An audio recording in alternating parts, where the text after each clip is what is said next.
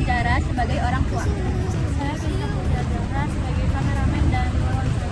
Saya Nisa Rasmita Karina sebagai masyarakat. Saya Farah Ibn Abdullah sebagai guru. Nama saya Rafael Rahmat, saya sebagai kepala sekolah.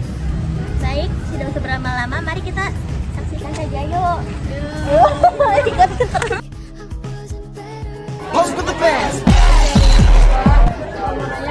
Bagaimana cara meningkatkan partisipasi siswa dalam kegiatan ekstrakurikuler di sekolah dengan menyeimbangkan dengan prestasi akademik?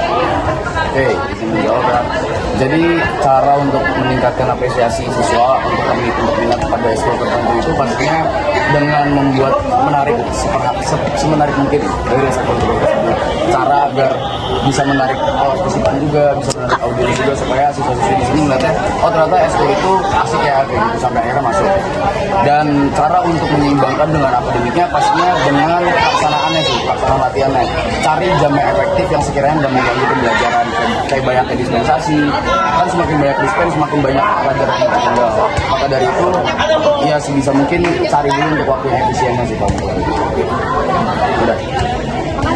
Ya,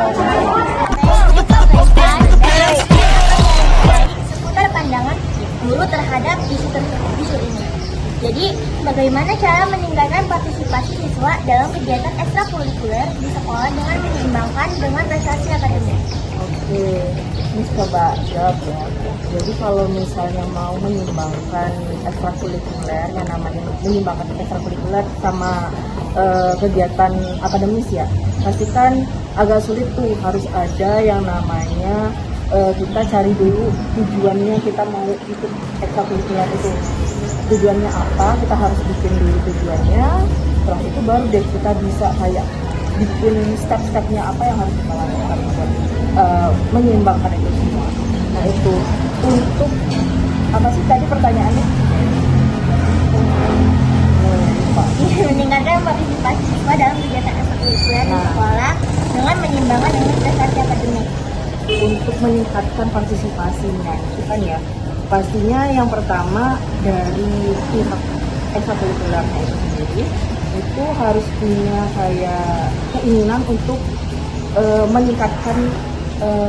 meningkatkan dari taraf mereka sendiri, kayak apa sih namanya, mereka harus kayak lebih membuat aware semua orang kalau misalnya ekstrakurikulernya ini tuh bagus loh, ini bisa bermanfaat untuk kedepannya apa gitu. Misal untuk ekstrakurikuler bahasa Inggris itu kedepannya bisa, kalau misalnya lomba-lomba yang bisa nasional internasional itu bisa dipakai untuk ke perguruan tinggi, itu juga bisa buat naikin akademiknya.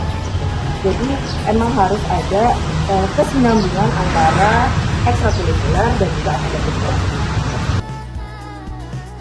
Menurut pandangan saya sebagai masyarakat, sewaktu masyarakat, menurut saya ini penting ya, karena mengikuti ekstrakurikuler ini kita bisa menjadi lebih kondusif, kontribusi, dan mencari pengalaman. Saya yang berperan sebagai guru, jadi kalau misalnya mau menyeimbangkan ekskul dengan kegiatan akademis itu yang pertama kita harus punya tujuan dulu, mengikuti kegiatan ekstrakurikuler itu tujuannya apa. Nah baru kita bikin step-stepnya untuk menyeimbangkannya. Nah, untuk meningkatkan prestasinya itu ya pasti dari pihak ekstrakurikulernya sendiri itu harus ada kemauan untuk meningkatkan tarafnya sendiri.